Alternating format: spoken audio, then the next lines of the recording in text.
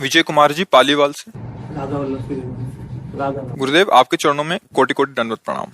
गुरुदेव तृणादपि सुनि चेन तरोरपि सहिष्णुना अमानिनान मान देन कृतज्ञात सदा हरि। गुरुदेव भगवान एक साधु को उपयुक्त श्लोक चरितार्थ करने के लिए उसे क्या करना चाहिए? गुरुजनों की आज्ञा में रहने से अहंकार का नाश हो जाता है, क्योंकि अहंकार के वशीभूत होकर ही मन भोगों का संकल्प करता है और इंद्रियों से चेष्टाएं कराता है और अंतःकरण का अहम धर्म ही स्फुरित होता रहता है। मैं धनवान, मैं बुद्धिमान, मैं रूपवान, मैं गुणवान, और यही भक्ति प्राप्ति में बाधक है। विद्या रूप महत्व कुल धन यौवन अभिमान सटकंटक देखे जहां रहे न भक्ति निदान, रहे न भक्ति निदान स्वांग सब नगर नारी के विषयीन हाथ बिकाए नहीं रिजवन बतारी के। ये वृंदावन के रसिक महापुरुषों की वाणी सी भगवत रसिक जी की, कि जब हमारा अहंकार बढ़ता है तो ये आश्रय लेता है। मैं बहुत पढ़ा लिखा विद्वान हूँ, विद्या रूपवान हूँ, मैं गुणवान हूँ, आदि आदि। ये बड़े बड़े कांटे हैं अहंकार के। जिसके हृदय में ऐसे अहंकार के कांटे होते तो सुकुमारी भक्ति जी कैसे पधारे उसके हृदय में? तो भक्ति तो होती नहीं, वो स्वांग भक्ति का भले कर सकता है। जैसे सुंदरता और श्रृंगारित होकर वैश्या वो अपने पति को रिझाने के नहीं, किसी से भी पैसा लेने के लिए वो श्रृंगार करती है। ऐसे ही भरतार श्री हरि को रिझाने के लिए नहीं, सारा स्वांग विषयी पुरुषों को रिझाकर रुपया पैसा सामग्री लेने के लिए होता है। यदि ये अहंकार है तो हृदय में भक्ति नहीं आएगी। तो आचार्यों ने कहा तृणादपि सुनीचेन, अपने को तृण से भी नीचा समझो। ये कब समझोगे? जब गुरु आज्ञा में रहोगे, क्योंकि गुरु आज्ञा में रहोगे तो बहुत सी बातें मन पसंद नहीं करेगा, पर अब आज्ञा में रहना तो चलना है। जब मन पसंद नहीं करेगा तो मन मरेगा, मन दुखी होगा, मन कमजोर होगा। मन कमजोर होगा तो हम जीत जाएंगे, और मन बलवान हुआ तो हम हार जाएंगे। तभी हमारे हृदय में असलियत में समझ में आएगा कि मैं क्या था और क्या हो रहा हूं। तब आएगा तो सब गुरुदेव की कृपा, प्रभु की कृपा।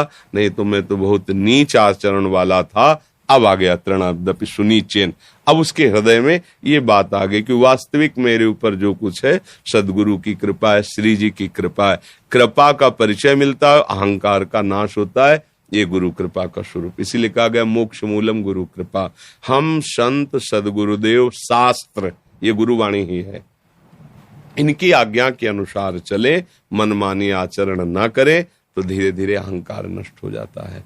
जब अहंकार नष्ट होता है तो अपने में भाव आता है तृणादपि सुनीचेन, अपने में सहनशीलता आती है। फिर हृदय में इतना आनंद होता है कि दूसरों को सम्मान देने की बात हृदय में, किसी से सम्मान लेने की नहीं, दूसरों को सुख देने की बात होती, किसी से सुख लेने की नहीं। ये साधुता के लक्षण है जो भगवान को बहुत प्यारे हैं।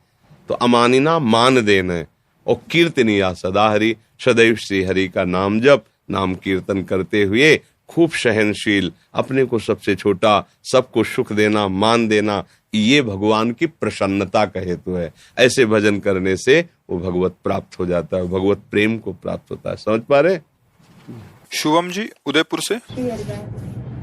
श्री हरिदास महाराज जी आपके चरणों में कोटि कोटि प्रणाम। महाराज जी संतों की सेवा का स्वरूप क्या है और उनके पास किस भाव को लेकर जाएं? आज के सत्संग में तो बोला था, सत्संग में यही बोला कि यदि आप किसी संत के चरण दबा देते हैं, कपड़े धो देते हैं, या भोजन दे देते हैं, या जूठे पात्र धो देते हैं, तो इसे माना जाता है हम संत सेवा कर रहे हैं। पर ये जीरो, सत्संग के वाक्य बहुत गौर से सुनने चाहिए। तो 000 क्या महत्व हुआ? कुछ नहीं। उनकी आज्ञा का पालन, अब अंक लग गया 1। अब जो भी सेवा करो 0। अब क्या 0 हो गया? 10 गुना महत्व बढ़ता चला गया। 1 के बाद 1 0 तो 10, 10 के बाद 1 0 और बढ़ा 100, फिर 1 0 और बढ़ा तो 1000, लेकिन 1 हटा दो तो 00000, कोई महत्व नहीं रहा। संत के वचन के अनुसार जो चलता है वही संत सेवी है, यही साधु सेवा का स्वरूप है। आज्ञा समन सुसाहब सेवा, अपने स्वामी की आज्ञा पर जीवन अर्पित कर देना, उसे सेवा कहते हैं। ये एक बाहरी सेवा का अंग है। शरीर दर्द कर रहा है, पैर दबा दीजिए। कपड़े धुलने को कपड़े धुल दिए, भोजन की जरूरत है मांग के भोजन दे दिया, या जैसे भी भोजन दे दिया, औषधि की जरूरत है औषधि दे दी, पर खास ये सेवा नहीं हुई। साधु सेवा, साधु सेवा खास हुई उनकी बात मान लेना, उनकी आज्ञा पे चल। वो कहते हैं ऐसे आचरण करो, ऐसे जप करो, ऐसे आप अपनी दिनचर्या आप वो करके देखो, फिर अगर ऐसे अवसर मिले कभी सेवा करने का तो वो 10 गुना फल देंगे। लेकिन अगर आप उनकी आज्ञा को उल्लंघन नहीं करते, मनमानी आचरण करते हैं और ये सब करते हैं, तो देख लेना 0 0 0 लाभ नहीं मिलेगा। संत समागम का लाभ क्या है? तुम्हारी बुद्धि ठीक हो जाए, बदल जाए, जो भोगों की तरफ है वो सत्य की तरफ आ जाए, धर्म की तरफ आ जाए, उदारता आ जाए, गंभीरता आ जाए, सहनशीलता आ जाए, सबको सुख देने की बात आ जाए। उषा गोयनका जी, श्री हरिवंश महाराज जी, आपके चरणों में दंडवत प्रणाम। महाराज जी, एक गलती हो गई महाराज जी, विमान में आते समय अपवित्र हाथ नहीं लग जाएं, इस कारण माला झोली को अलग से रख दी। उतरते समय माला झोली प्लेन में ही भूल गई। मन में बहुत ग्लानि हो रही है महाराज जी कि आपके द्वारा दी गई माला से जो जप किया था वो मेरी लापरवाही के कारण महाराज जी मेरे को क्षमा करें। और नहीं वैसे जैसे कभी भी यात्रा भी करते हैं ना, तो माला पहन के रखना चाहिए। वो होती ना माला थैली, ऐसे पहन ली और ऐसे कपड़े के अंदर रख ली। अब माला ऐसे अलग रखने वाली चीज तो है नहीं। क्या आपके पास स्वर्ण आदि रत्न आदि होते तो आप ऐसे रख सकते थे क्या? नहीं रखते ना, क्योंकि उसके प्रति महत्व बुद्धि है ना, कि इतने लाखों का स्वर्ण और हीरा हम कैसे रख सकते हैं। ये तो पार्थिव चीज थी स्वर्ण आदि। माला तो भगवान नाम युक्त है, वो तो अमूल्य है। हम ऐसी कीमती चीज को कैसे बाहर रख सकते हैं? अगर हमारे हाथ अपवित्र की बात है तो हाथ अपवित्र होने के पहले उसे गले में डालें, अपने वस्त्रों के नीचे से छुपा लें, फिर हमारा शरीर जहाँ वो माला है। अगर शरीर छूटता है तो फिर प्रभु जाने। शरीर है तो माला कैसे छूट जाएगा? माला ऐसी थोड़ी वस्तु की ऐसे रख दिया जाए।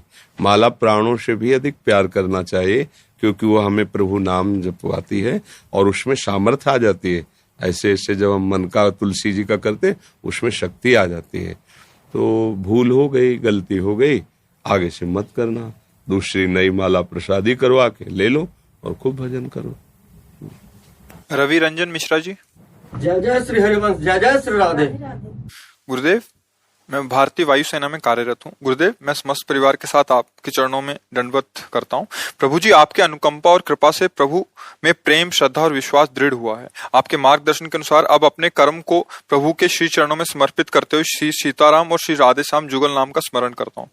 प्रभु जी, इस अदम को प्रभु के श्री चरणों की अविरल भक्ति प्राप्त करने के लिए कृपा करें, मार्गदर्शन करें महाराज जी। रोज उसी का मार्गदर्शन होता है। अविरल भक्ति के लिए ही हमारे जितने भी कर्म हैं वो प्रभु को समर्पित होते जाए और प्रभु का नाम जपते जाए और किसी का अहित ना होने पावे। धर्म के अनुसार, जैसे आप सेना में हैं, कोई चाहे जल सेना हो, चाहे थल सेना हो, चाहे वायु सेना हो, क्योंकि आप हमारे देश के रक्षक हैं, उसमें अहिंसा परमो धर्म नहीं होगा। अगर हमारे देश की प्रजा को हमारे देश के तिरंगे पर कहीं भी कोई, तो फिर हम अपने प्राणों को निछावर कर देंगे। उस समय में नहीं देखना कि सामने वाले पर हमें दया करनी है, क्योंकि आप हमारे राज सैनिक हैं। तो उस समय हमारा हिंसा ही परम धर्म होगा। अपने देश की रक्षा के लिए, अपनी आन बान शान के लिए, ये हमारा धर्म है नहीं?